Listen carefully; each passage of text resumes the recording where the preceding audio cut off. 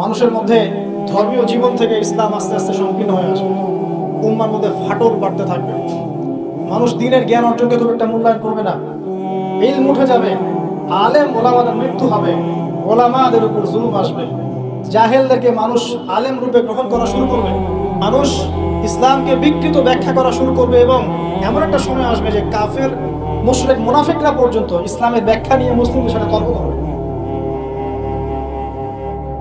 পারিবারিক বন্ধন ভাঙবে, বাবা মা সন্তান সন্ততির পারিবারিক বন্ধন ভাঙবে, প্রচুর জেনা বাড়বে এবং জেনাকে মানুষ হালাল মনে করবে, প্রচুর মাদক বাড়বে, মাদককে মানুষ হালাল মনে করবে, পরকীয়াকে মানুষ হালাল মনে করবে, বাদ্যযন্ত্রগুলোকে মানুষ হালাল মনে করবে, বিনোদনের নামে এন্টারটেইনমেন্টের নামে মানুষ এমন এমন হারাম কাজে লিপ্ত হবে যার ফলশ্রুতিতে তাদেরকে একদিন বানর এবং শুয়োর বানিয়ে দেওয়া হবে। আল্লাহ পাকের দয়া না থাকলে আর পৃথিবীতে যদি অন্য মাখলুক না থাকতো, আল্লাহ পাক আসমান থেকে বৃষ্টি বন্ধ করে দিলেন, এগুলোর ফলশ্রুতিতে মুসলিমদের উপরে দুর্দশা নেমে আসবে, দুর্ভোগ নেমে আসবে, খুনাখুনি বাড়বে, হারাজ বাড়বে। নবীজি বলছেন হারাজ হচ্ছে এমন বিষয়, একজন ব্যক্তি মারা যাবে, সে জানবে না কেন মারা গেলাম, একজন ব্যক্তিকে মেরে ফেলা হবে, যে মারবে সেও বুঝতে পারবে না কেন তাকে মারছি, আর যে মারা যাবে সেও বুঝতে পারবে না কেন আমাকে মারল। সবচেয়ে মারাত্মক হচ্ছে যে ফ্যামিলিস্ট রেভলিউশন বাড়বে, মহিলাদের মধ্যে বেপরদামি বাড়বে, ব্যভিচার বাড়বে এবং পতিতাদের সংখ্যা বাড়বে। এটা ফ্রি হয়ে যাবে, মানুষ সবার উন্মুক্ত হয়ে যাবে, ইজি আপনার কাছে উন্মুক্ত হয়ে যাবে, মাদক ইজি উন্মুক্ত হয়ে যাবে, অশ্লীলতার প্রসার ঘটবে। তখন আল্লাহ রাসূল বলেছেন সাল্লাল্লাহু আলাইহি ওয়াসাল্লাম, আল্লাহ পাকের পক্ষ থেকে ভূমি ধসের আযাব আসবে, ভূমি ধসের আযাব আসবে, জালজালা ভূমিকম্প আসবে এবং আকৃতি পরিবর্তনের আযাব আসবে, মানুষের আকৃতি পরিবর্তন হবে। তিনি বলছেন সময়গুলো এমন ভাবে যাবে যেন মানুষের কাছে মনে হবে যে গতকালটা আজকের চাইতে ভালো ছিল, মানুষের কাছে এমন মনে হবে গতকালটা আজকের চাইতে ভালো ছিল, গত বছর এই বছর হচ্ছে ভালো ছিল। মানুষের কাছে মনে হবে যে হায় আমি যদি কবরবাসী হতাম, কবরের পাশ দিয়ে হেঁটে যাবে আর বলবে হায় আমি যদি জীবিত না থেকে কবরবাসী হতাম। প্রকৃতিও পরিবর্তন হয়ে যাবে, প্রকৃতি ঋতুর পরিবর্তন হয়ে যাবে, বৃষ্টিপাতের মধ্যে সমস্যা সৃষ্টি হবে, বন্যা বলেন, ভূমিকম্প বলেন, খরা, দুর্যোগ যা যা দেখছেন আল্লাহর পক্ষ থেকে গজব আযাব এগুলো ক্রমান্বয়ে বাড়তে থাকবে। এমনকি সময়কে কেন্দ্র করে বলা হয়েছে সময় পর্যন্ত সংক্ষিপ্ত হয়ে যাবে, এত দ্রুত টাইম পাস হয়ে যাবে যে মানুষ মনে করবে যে একটা বছর চলে যাচ্ছে একটা মাসের মতো, একটা মাস একটা সপ্তাহ, একটা সপ্তাহ একটা দিনের মতো, একটা দিন একটা ঘন্টার মতো। উম্মার দুর্দশা, নবী সাল্লাল্লাহু আলাইহি ওয়াসাল্লাম বলছেন তোমরা সংখ্যায় প্রচুর হবে, তোমরা বিভক্ত হয়ে থাকবে খণ্ডে খণ্ডে, তোমরা সংখ্যায় প্রচুর হবে, কিন্তু মৃত্যুর ভয় তোমাদেরকে পেয়ে বসবে এবং তোমরা আল্লাহর রাস্তায় আল্লাহর দ্বীনের জন্য সংগ্রাম করতে চাইবে। এতে করে তোমাদের উপরে বহিঃশত্রুর আক্রমণ চাপিয়ে দেওয়া হবে, জুলুম বাড়বে, মাজলুমের সংখ্যা বাড়তে থাকবে, জালেমকে অবকাশ দেওয়া হবে, জালেমকে ছাড় দেওয়া হবে, জালেমকে ছাড় দেওয়া হবে। সে জুলুম করতে করতে এমন পর্যায়ে নিয়ে যাবে যে মনে হবে যে তারা এই বিশ্বের নতুন ফেরাউন, জিউসরা শক্তিশালী হবে, জিউসরা শক্তিশালী হবে, ইসলামের এগেইনস্টে যে শক্তিগুলো আছে এরা শক্তিশালী হতে থাকবে, ওদের মধ্যে ইউনাইটেড বন্ড দেখা যাবে। স্পেশালি জেরুজালেমের কথা এসেছে যে ওই জায়গাটা শক্তিশালী হবে। শাম এবং ইরাকের মাঝখানের যে পয়েন্টের কথা আসছে, এই জায়গায় ইসরায়েল নামক রাষ্ট্রের অস্তিত্ব তখন ছিল না যখন নবী সাল্লাল্লাহু আলাইহি ওয়াসাল্লাম এই হাদিস বর্ণনা করেছেন। এ তো কয়দিন আগে অস্তিত্ব লাভ করলো, হাদিস বর্ণনা করা আছে 1400 বছর আগে। জিউস আসবে, মাসিহুদ দাজ্জাল ইস্পাহান নামক জায়গার কথা আছে, এখান থেকে সে ফুরুজ হবে না, ফুরুজ মানে আত্মপ্রকাশ, কিন্তু সে রুল করবে জিউসদেরকে দ্বারা। এবং জিউসরা এখন কোথায় শক্তিশালী এটা আপনারাই চিন্তা করবেন, তারা ওয়ার্ল্ডে তারা কি করছে। তো ছোট ছোট যত আলামতগুলো আছে এগুলো যদি আপনি একত্রিত করেন, এই দুইটা আলামতের সাথে বেরোতে পারবেন। দাসী মনিককে জন্ম দিচ্ছে আর সমাজের সবচেয়ে নিম্ন শ্রেণীর মানুষ অট্টালিকা নির্মাণের প্রতিযোগিতা করছে। বাকি যে বড় বড় সায়েন্সগুলো আছে সেগুলো এখন আসে নাই, আর আমরা চাই না আসলে যে আমাদের জীবন দশা ওগুলো আমাদের সামনে আসুক। কেউই চাইবো না যে আমরা দাজ্জালকে দেখি, দাজ্জাল আত্মপ্রকাশ করুক, ইয়াজুজ আর মাজুজ ধেয়ে আসুক, ভূমিকম্প হতে থাক বড় বড়। আমরা চাইবো না যে ইয়েমেন থেকে আগুন বের হয়ে আসুক, আমরা সেখানে থাকি। আমরা যখন বলি যে কিয়ামত নিকটবর্তী, তার মানে এই না যে কালকে কিয়ামত হবে। মূলত এই বিষয়টা বোঝানো হয় যে কিয়ামতের সাইন্সগুলো, নিদর্শনগুলো একটা একটা একটা একটা করে এমনভাবে আবির্ভূত হয়েছে যেন পুঁথি থেকে মালা ছিঁড়ে ছিঁড়ে পড়লে যত দ্রুত আবির্ভূত হয়, এভাবে এসেছে। বিগত 100 বছরে এমনভাবে এটা আবির্ভূত হয়েছে যেটা আপনি বিগত আগের সময়গুলোতে কল্পনা করতে পারবেন। যেমন ফেমিনিস্ট রেভলিউশন, যেমন জিউসদের উত্থান, যেমন জায়নিস্ট মুভমেন্ট, যেমন পেট্রোডলার মোটরিক সিস্টেম, যেমন সারা বিশ্বে মুসলিমদের উপর ম্যাসাকার জুলুম এবং দ্বীনের সংকীর্ণতা, এই জিনিসগুলো লাস্ট 100 বছরের বেশি এসেছে। আমরা জানি এর আগেও এগুলো এসেছে আবার ঠিক হয়েছে, এসেছে আবার ঠিক হয়েছে। বাট 2000 বছর পর জেরুজালেমে ইহুদি রাষ্ট্র গঠিত হয়েছে, এটা আগে হয়নি কখনো। এবং এরাই তারা যারা মাসিহুদ দাজ্জালের সাথে এই বিশ্ব শাসনও করবে এবং ওর সাথেই তারা ঈসা ইবনে মারইয়ামের হাতে মারাও হবে ইনশাআল্লাহ। সামনে মালহামা আছে, আর কি আছে? মহাযুদ্ধ আছে, জেরুজালেমের উত্থান আছে, জিউসদের উত্থান আছে, দাজ্জালের শাসন আছে, ইমামুল মাহদির আগমন আছে, তার হাতে মুসলিমদের বিজয় আছে, ঈসা ইবনে মারইয়ামের আগমন আছে, তার হাতে দাজ্জালের নিহত হওয়ার ঘটনা বাকি আছে, ঈসা ইবনে মারইয়ামের হাতে জেরুজালেম থেকে ওয়ার্ল্ড ওয়াইড ইসলামিক শাসন এখনো বাকি আছে, ইয়াজুজ আর মাজুজের আগমন বাকি আছে এবং ওদের ধ্বংস বাকি আছে। এরপরে পুরো বিশ্বে ইসলামের শান্তির সুবাতাস বয়ে যাওয়াটা বাকি আছে। তারপরে আলামতুস সাআ, পশ্চিম দিক থেকে সূর্য ওঠাটা বাকি আছে।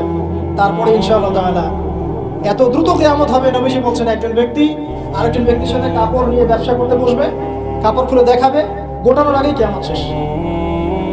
একজন ব্যক্তি উটের দুধ দহন করবে, দুধ পান করার আগে কিয়ামত শেষ। তারপরে তিনি ইনস্ট্যান্ট বোঝাতে এই শব্দ ব্যবহার করছেন, এক গ্লাস পানি খাওয়ার জন্য গ্লাসটা উপরে নিবে, পানি ঢোক গেলার আগেই কিয়ামত শেষ। এত দ্রুত এই পুরো মহাবিশ্ব ম্যাসাকার ব্লাস্ট হয়ে যাবে। আমরা ওই দৃশ্য দেখতে চাই না। তাহলে এখন এই যে সামাজিক অরাজকতাগুলো চলছে, এই আমাদের নিদর্শনগুলো চলছে, এগুলো সব কি আল্লাহর দেয়া গজব নাকি আমাদের কোনো ভূমিকা আছে? আল্লাহ পাকের মুখ থেকেই শোনেন। আল্লাহ পাক বলছেন সূরা রুমের মধ্যে, আল্লাহ পাক বলছেন যাহারাল ফাসাদু ফিল বাররি ওয়াল বাহরি বিমা কাসাবাত আইদিন নাস। জ্বরের স্থলে যত বিপর্যয় ছড়িয়ে পড়েছে এগুলো মানুষের হাতের কামাই। ঢাকা শহরে একটা মেয়ে রিক্সায় করে যাচ্ছে তার বয়ফ্রেন্ডের সাথে, তারপরে সে আর বাসায় ফিরল না, মা হাউমাউ করে কাঁদছে। মা হাউমাউ করে কাঁদছে, মেয়েকে আর খুঁজে পাওয়া গেল না, ধরে নেওয়া হচ্ছে মেয়েটা নাই, হয়তো তার রেপ হয়েছে বা এটা হয়েছে। মা স্টেটমেন্ট দিচ্ছে সাংবাদিককে যে আমি ছেলেটাকে বললাম তুমি যদি মেয়েকে ভালোই বেসে থাকো তাহলে মেয়েকে বাসায় পৌঁছে দিলে না কেন? এই মায়ের কাছ থেকে আপনি কেমন সন্তান আশা করছেন? সে তার মেয়ের অবৈধ বয়ফ্রেন্ডকে সে বলছে তুমি যদি মেয়েকে ভালোই বেসে থাকো তাহলে মেয়েটাকে একা একা রিক্সায় ছেড়ে দিলে কেন, বাসায় পৌঁছে দিল না? পরিণতি সবকিছু আল্লাহ পাকের পক্ষ থেকে আসে, এটা তো সত্যই। কিন্তু আল্লাহ রাব্বুল আলামিন কখনো কখনো আমাদেরকে আমাদের পাপের শাস্তি দুনিয়াতেই দিয়ে থাকে। যেমন কর্ম করেছি তেমন ফল ভোগ করতে হবে না। সুদ খেয়েছেন, এখন দারিদ্রতা বরণ করতে হবে না। ধর্ম নিয়ে বাড়াবাড়ি করেছেন, উম্মার ঐক্য তো নষ্ট হবেই। আমি যখন দুর্নীতি করছি আমাকে একদিন ধরা পড়তেই হবে। আমি চুরি করেছি আমাকে তো পিটুনি খেতেই হবে। আমি ডাকাতি করছি আমাকে তো পিটুনি খেতেই হবে। আমি রেপ করেছি আমাকে শাস্তি পেতেই হবে। একটা মেয়ে কয়েকটা ছেলের সাথে অ্যাফেয়ার, কয়েকজন মিলে প্ল্যান করলো যে তাকে শিক্ষা দিবে, তাকে সারপ্রাইজ দেওয়ার কথা বলে একজন বয়ফ্রেন্ড তাকে ডেকে নিল, নির্মমভাবে তাকে হত্যা। 3 জন মিলে লাশ ফেলে দিয়ে চলে গেছে। 3 জন মিলে করেছে না একাই করেছে সেটা প্রশাসন খুঁজে বের করবেন। আমরা অনলাইনে দেখছি যে মেয়েটা ডেড, এবং সেটা রংপুর এরিয়ার, ঢাকা শহরের কথা না। রংপুর তো অনেক দূরের জায়গা, ওটাকে আমরা গ্রামই মনে করি নাকি ঢাকার হিসাবে। দেখেন কর্মের ফল নয় কি এগুলো? মদ খাচ্ছেন দেদারসে, তাহলে আপনাকে তো সারা জীবন একটা ব্যাধি ভোগ করতেই হবে। একটা ক্যান্সার হবেই, আপনার বড় বড় রোগ তো হবেই। আল্লাহর দিনকে বাদ দিয়ে আপনি অনৈতিক দর্শনের চর্চা করছেন, আপনাকে তো ফল ভোগ করতেই হবে। আল্লাহ পাক এটাই বলছেন যাহারুল ফাসাদু ফিল বাররি ওয়াল বাহরি, জলের স্থলে যত বিপর্যয় এগুলোর বেশিরভাগই মানুষের হাতের কামাই। পরিবেশ দূষিত করেছে আমরা, বিশ্বের পলিটিক্যাল সিস্টেম ধ্বংস করে দিয়েছে আমরা, ইকোনমিক সিস্টেমে সুদ দিয়ে দিয়েছে আমরা, ব্যক্তি জীবন থেকে দিনকে বিদায় করছি আমরা। আর দিনের কথা যারা বলছে টুকটাক টুটা ফোটা, এদেরকে আমরা বিভিন্ন সাম্প্রদায়িক ট্যাগ লাগিয়ে বয়কট করে দিয়েছি। চাপ নাকি দেখো, দুনিয়াটা আমাদের, পরকাল তোমাদের, তোমরা পরকাল নিয়ে থাকো, দুনিয়া আমাদের। শুনে রাখো তোমরা, এই দুনিয়াও মুসলিমদের হতে যাচ্ছে অতি শীঘ্র ইনশাআল্লাহ। কত বছর এভাবে চলবে? 100, 200, 300, 400, 500, কিন্তু ইমামুল মাহদির আগমন সত্য, ঈসা ইবনে মারইয়ামের আগমন সত্য। ঈসা ইবনে মারইয়ামের হাতে সারা বিশ্বে সুশাসন কায়েম হবে, এটা ওই রকম সত্য যেমন সূর্য পূর্ব দিক থেকে ওঠে পশ্চিমে ডুবে যায়। আর এখন যা চলছে সারা ওয়ার্ল্ড ওয়াইড যা চলছে এটা এমনই মিথ্যা, এমনই মরীচিকার মতো মিথ্যা। যেমন ওই যে ইব্রাহিম আলাইহিস সালাম বলেছিলেন, তুমি যদি রব হয়ে থাকো সূর্যকে পশ্চিম দিক থেকে উদিত করে দেখাও। তোমরা একটা মিথ্যা সানরাইজ দেখাচ্ছ সারা বিশ্বকে, এটা সানরাইজ নয়। সত্যিকারের সানরাইজ দেখাবেন ঈসা ইবনে মারইয়াম আলাইহিস সালাম ইনশাআল্লাহ। সামনে এগুলো আছে। এখন এই যে পরিণতিগুলো হচ্ছে এগুলো আমাদের পাপের ফল। এখন আমাদের কি করণীয় আছে? প্রথমত আমরা আগে নিজেকে নিয়ে ভাবি যে আমরা এসেছি একা, আমরা যাবো একা।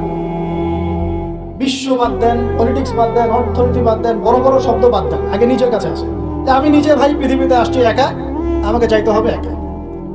এবং আমি যাবো সাদা কাফন পরে কালো কবরে, তাই না? কি কালো নিকশ কালো কবরে আমি সাদা কাফন পরে যাবো, তাই না?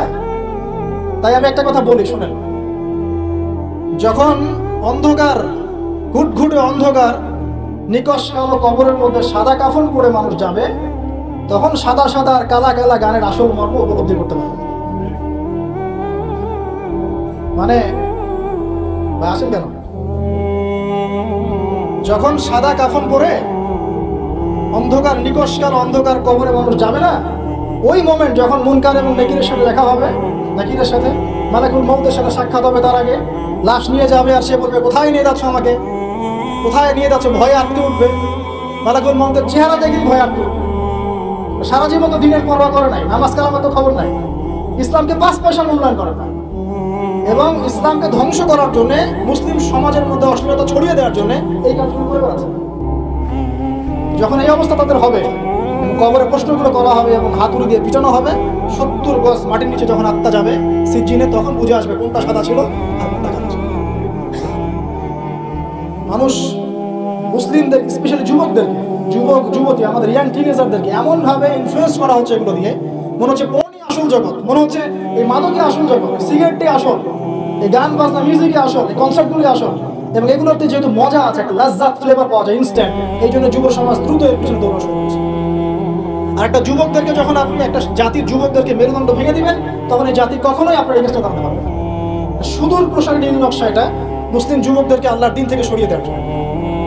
এদেরকে প্রমোট করার মিডিয়ার অভাব নাই, পত্রিকার অভাব নাই। তাহলে আপনি কি করবেন এখন? প্রথমত আপনি নিজেকে চিন্তা করতে হবে যে আমি মুসলিম, আগে আমাকে বাঁচতে হবে, এবং আমার ছেলে আমার মেয়ে এদেরকে আমি অন্তত এই পথে দিব না।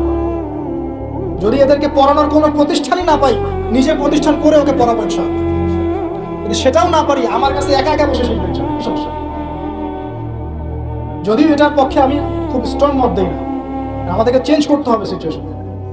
যদি দেখেন কোনো অপশনই খোলা নাই, সবখানেই ফিতনা, সবখানেই ফাসাদ, কি করবেন? আপনার ছেলে মেয়েকে তো পড়াতে হবে। আমার ওয়াইফ আমাকে বলছে, আমার বেবিকে আমি কোথাও দিব, কি করবা তাহলে? তা আমি 10 বছর পর্যন্ত পড়াবো। সে মাশাআল্লাহ আরবি জানে, উর্দু জানে, ফার্সি জানে, সবই জানে, তা আমি পড়াবো। বললাম যে এভাবে হবে না, এভাবে হবে না। কতদিন আপনি আটকে রাখবেন সন্তানকে? যখন সে বাইরে যাবে দেখবে জেনা উন্মুক্ত, মেয়ের উন্মুক্ত, বেপরদামি উন্মুক্ত, পর্ন উন্মুক্ত, সব উন্মুক্ত, মাদক উন্মুক্ত। সৎসঙ্গ না থাকলে, ভালো প্যারেন্টিংস না থাকলে, আপনার ভালো পরিবেশ না থাকলে, ভালো সোসাইটি কমিউনিটি না করতে পারলে, আপনি আমি আমাদের সন্তানদেরকে বাঁচাতে পারবো না। ওরা ওদের দেহকে নষ্ট করবে না ঠিকই, কিন্তু ওদের আত্মাটাকে পুড়িয়ে ঝাঁঝরা করে ছেড়ে দিবে, আত্মাটাকে কলুষিত করে শেষ করে দিবে। আর সমাজের এই অসঙ্গতিগুলো যখন চলছে আর আমাদের আত্মা কাঁদে না, আমাদের খারাপ লাগে না, আমাদের পাপ বোধ জাগ্রত হয় না, বুঝতে হবে ওই ঈমান আর আমাদের মধ্যে নাই, যে ঈমান থাকলে এই পাপ দেখলে মানুষের খারাপ লাগা সৃষ্টি হয়। একজন আলেম বলেছেন, যখন দেখবেন বাসায় কোরআনের উপর ধুলা পড়ে গেছে, তখন বুঝে নেবেন যে আপনার কলমেও ধুলা পড়েছে। কি করব? নিজে বাঁচার জন্য আগে নিজেকে চিন্তা করতে হবে যে আমি আখিরাতের বান্দা, দুনিয়াতে এসেছি মেহমানের মতো, আল্লাহ কিছু দায়িত্ব কর্তব্য দিয়েছেন, টাইম শেষ হবে, আল্লাহ পাক টাইম দিয়ে চলে যাবে। কাউকে আল্লাহ পাক এখানে রাখেন না, দুনিয়াতে কেউ চিরস্থায়ী হয়নি। যত বড় পরাশক্তি ছিল, ফেরাউন, নমরুদ, হামান, কারুন, কেউ পৃথিবীতে চিরস্থায়ী হয় নাই। আজকের বিশ্বে যারা আছে বড় বড় পরাশক্তি, কেউ পৃথিবীতে চিরস্থায়ী হবে না। এগুলো শুধুমাত্র সময়ের ব্যাপার মাত্র, সময় চলে যাবে, এরাও শেষ, কেউ থাকবে না, না মুমিন না কাফের না মুশরিক, কেউ। অতএব যারা এসেছে তারা চলে যাবে, এই ফিলিংসটা সবার আগে জরুরি। এই ফিলিংসটা আসলে পরে আমার প্রথম দায়িত্ব হচ্ছে ইলম অর্জন করা, তারপরে লক্ষ্য স্থির করা যে আমার জীবনে তো একটা লক্ষ্য আছে, এভারেজ লাইফ লিড করবে সবাই। 1999 জন মানুষ এভারেজ লাইফ লিড করে, খায় দায় ফুর্তি করে, স্ত্রী সহবাস করে, বাচ্চা পয়দা করে, শেষ ডেট, শেষ বয়সে ক্যান্সার ডায়াবেটিস মারা গেল। এটাই করতেই কি দুনিয়াতে এসেছি? দিন ইসলাম নিয়ে আমাদের কোনো স্বপ্ন নাই? যারা ইতিহাস পড়ে দেখেন, যারা যুগে যুগে ইসলামের অগ্রগামী ছিলেন, তারা কি আমাদের মতোই এভারেজ মুসলিম ছিলেন, নাকি এক্সট্রা অর্ডিনারি কিছু তারা করতেন? আর আমরা কি আমাদের উম্মার মধ্যে ছোটখাটো বিষয়গুলোকে নিয়েই পড়ে থাকবো? আর কতদিন আমরা এগুলো নিয়ে পড়ে থাকবো? আর কতদিন আমরা একে অপরের গীবত, তহমত, সমালোচনার, হাত বাঁধার, পায়ে পা লাগানোর, আমি এসব নিয়ে পড়ে থাকবো? আর কতদিন পড়ে থাকলে আপনাদের শান্তি হবে? আমাদেরকে বলে দেন। তাও শান্তি পান, তারপরে আমাদেরকে দিনের জন্য কিছু করতে দেন, যুব সমাজকে করতে দেন। যারা এখন করতে চায় আগ্রহী, ওদেরকে কোনো রাস্তা দেখান। লক্ষ্য স্থির করতে হবে এবং কনস্ট্রাকটিভ কাজ করতে হবে। আবেগের বশে বোঝার কোনো কিছু আছে? আবেগের বশে দিনের কাজ না, পরিবেশ পরিস্থিতি বুঝে কনস্ট্রাকটিভলি দিনের কাজ করতে হবে, গঠনমূলক ভাবে, না শৈথিলতাবাদ আর না কোনো উগ্রপন্থা, না কোনো চরমপন্থা। মাঝামাঝি জায়গায় থেকে হক বাতিলের পার্থক্য বুঝে, পরিবেশ, সমাজ, দেশ, বিশ্বের পরিস্থিতি উপলব্ধি করে যখন যে ইনিশিয়েটিভ নেওয়া প্রয়োজন সেভাবে কনস্ট্রাকটিভলি উন্নতি এগিয়ে নিতে হবে। তার প্রথম শুরুটাই হবে জ্ঞান অর্জন দিয়ে। জ্ঞান অর্জন নাই, কিচ্ছু নেই। তারপর হচ্ছে আমল দিয়ে। জ্ঞান আছে, এবার আমল করতে হবে। যারা আমল করে না, প্র্যাকটিসিং মুসলিম না, এদের দ্বারা আল্লাহর উম্মার খেদমত দিবেন না। তাহলে বড় বড় কথা বলতে হবে না, আমল করে দেখাতে হবে। ইকোনমিক লাইফে হালাল হারাম বেঁচে চলতে হবে। পারিবারিক লাইফে নিজের স্ত্রী সন্তানদেরকে ইসলামিক এনভায়রনমেন্টে রাখতে হবে, পরিবেশ তৈরি করতে হবে। আমি যদি আমার পরিবারের মধ্যে দিনকে প্রতিষ্ঠা করতে না পারি, তাহলে কিভাবে আমি আমার উম্মার মধ্যে দিনকে নিয়ে চিন্তা করবো, প্রতিষ্ঠা করবো? হ্যাঁ, এটা হতে পারে। ইব্রাহিম আলাইহিস সালামের বাবা ইসলাম কবুল করেন না, এটা হতে পারে। নূহ আলাইহিস সালামের সন্তান ইসলাম কবুল করেন, এমনটা হতে পারে। কিন্তু এগুলো রেয়ার ঘটনা। আর exceptional anything is not an example, একটা কথা আছে। এক্সেপশনাল কোনো কিছু একটা কনস্ট্যান্ট ফিক্স এক্সাম্পল হতে পারে। এগুলো ব্যতিক্রম ধরনের কথা, এটাও হতে পারে। কিন্তু আমাদের ইসলামিক প্যারেন্টিং আনতে হবে পরিবারের মধ্যে। আমাদের আগামী প্রজন্মকে নিয়ে স্বপ্ন দেখা শিখতে হবে। আগামী প্রজন্মকে কিভাবে মানুষ করবো, কি পড়াবো, কি খাওয়াবো, কোন এনভায়রনমেন্টে বড় করবো। এমন ভাবে পরিস্থিতি পরিবর্তন হচ্ছে, খারাপের দিকে যাচ্ছে। কোনো ক্ষেত্রে আইন শৃঙ্খলা বাহিনীর যে সদস্যরা আছেন তারা হিমশিম খেয়ে যান যে মানুষ এইরকম পাপ করতে পারে। তাদের মাথার উপর দিয়ে যাচ্ছে যে মানুষ এইভাবে পাপ করতে পারে। একটা কথা আমি বলি, এখন এই যুগে মানুষ এমন পাপ করছে, এমন ক্রাইম করছে, যা কোনো চোখ দেখে নাই, কোনো কান শোনে নাই, কোনো অন্তর কল্পনা করতে পারে। আপনি প্র্যাকটিক্যালি দেখে নেন। এনভায়রনমেন্টটা চেঞ্জ করতে হলে আমাদেরকে পারিবারিকভাবেই চেঞ্জ করতে হবে, সোশ্যালি চেঞ্জ করতে হবে। কমিউনিটি দরকার। যারা ইসলামিক এই ফিলোসফিগুলো লালন করে তাদের মধ্যে একটা মিউচুয়াল বন্ধন দরকার। হৃদ্যতার ভালোবাসা, ওপেন মাইন্ডেড হবে, কনজাস্টেড না হওয়া, সংকীর্ণ মানসিকতা না হওয়া, এবং সাম্প্রদায়িক থটগুলো বাদ দিতে হবে। আমি একাই সঠিক, বাকি সব বাতিল।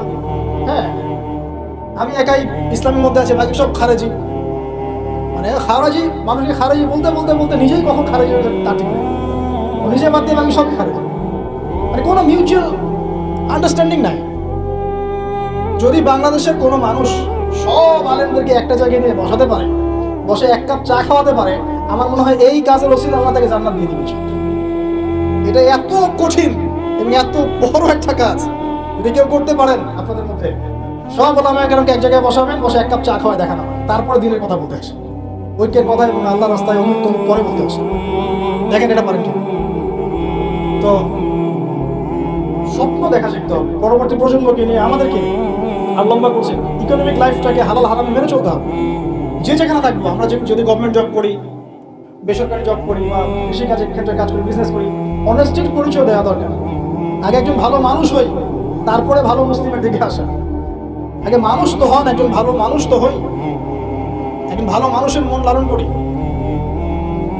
এরপরে ইনশাআল্লাহ তাআলা দিনের যে জ্ঞান আপনি অর্জন করেছেন, আমল করেছেন, আপনি এখন পরিবার করেছেন, আলহামদুলিল্লাহ, হালাল হারাম মেনে চলছেন, ইসলামের দাওয়াত আপনি প্রচার করতে শুরু করুন। সেটা মধ্যম পন্থায়, উগ্রপন্থায় না, শৈথিলতাবাদ প্রদর্শন করেন না। পলিটিক্যালি যারা আছে তাদের সাথে কোনো কনফ্লিক্টে যাবেন না, মানে রাষ্ট্রবিরোধী কোনো বিদ্রোহের দিকে কখনো যাবেন না। এতে কোনো কল্যাণ দেখা যায় না। যারা এই কথাগুলো বলে শুনতে খুব চটকদার মনে হয়, কিন্তু বাস্তবতা এমন নয়। এতে রাষ্ট্রের ক্ষতি, জাতির ক্ষতি, উম্মার ক্ষতি হবে। যতটুকু কাজ করার ফ্রি একটা অ্যাক্সেস আছে, এটাও দেখবেন কনজাস্টেডে বন্ধ হয়ে পড়ে গেছে।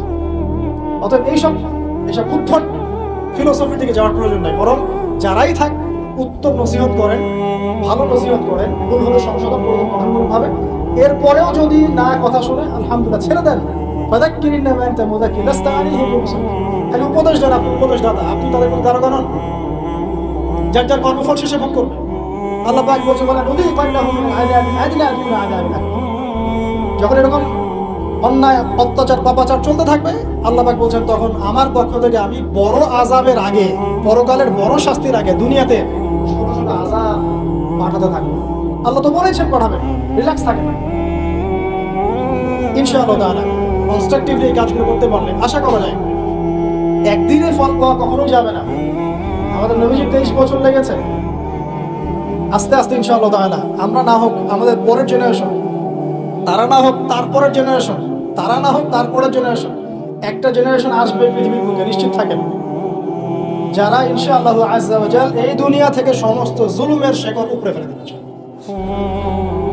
আমরা বেঁচে থাকি আর না থাকি ওই দিন পর্যন্ত আমরা দোয়া করে যাব আল্লাহ পাক যেন একদিন এই সারা পৃথিবীর বুকে ইসলামের বিজয় দান করেন এবং সমস্ত জুলুম, অন্যায়, অত্যাচার, পাপাচার আল্লাহ পাক এদের মূল শেকড়টাকে উৎপাটিত করেন। আল্লাহ রাব্বুল আলামিন মুসলিমদের হারানো সেই যে গৌরব, ঐতিহ্য, সেটা আবার ফিরিয়ে আনার তৌফিক দান করুন।